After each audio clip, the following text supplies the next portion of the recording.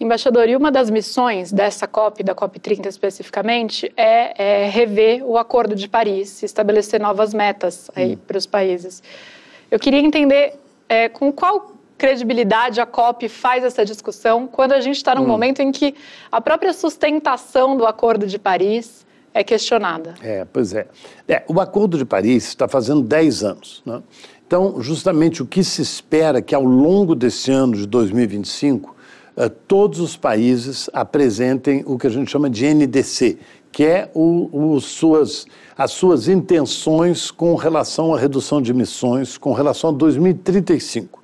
Então, as primeiras NDCs foram apresentadas antes e agora tem que apresentar NDCs mais ambiciosas. As NDCs são um plano de desenvolvimento, quer dizer, mas só que são voluntárias e são desenvolvidas pelos próprios países.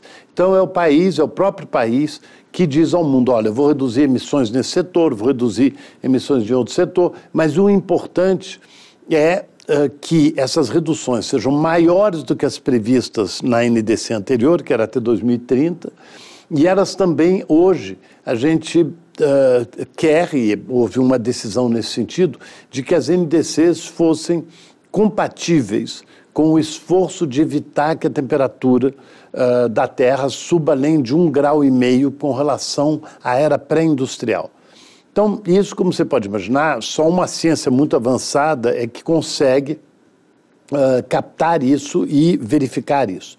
Então, é muito difícil você colocar na presidência uma responsabilidade sobre isso, porque cada país individualmente é que apresenta a sua NDC, alguns com algum tipo de métrica, outros com outro tipo de métricas, mas o fato é que nós também temos que verificar, e vai ter muita verificação, não só das próprias Nações Unidas, mas também de organizações diversas, de se essas NDCs realmente estão compatíveis com a redução para 1,5.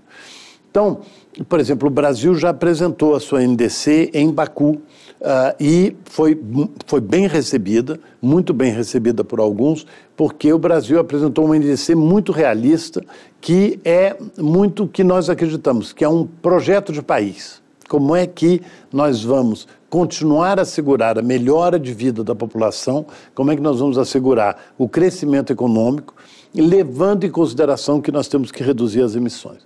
Então, cada país tem que fazer isso ao longo do ano. Até agora, só 15 países apresentaram, mas ao longo dos próximos meses nós vamos ter os demais países. Mas com base nessas NDCs, que são voluntárias, nós vamos ver o que está faltando para que o mundo, em conjunto, se encaminhe para evitar que a temperatura suba acima de 1,5 graus.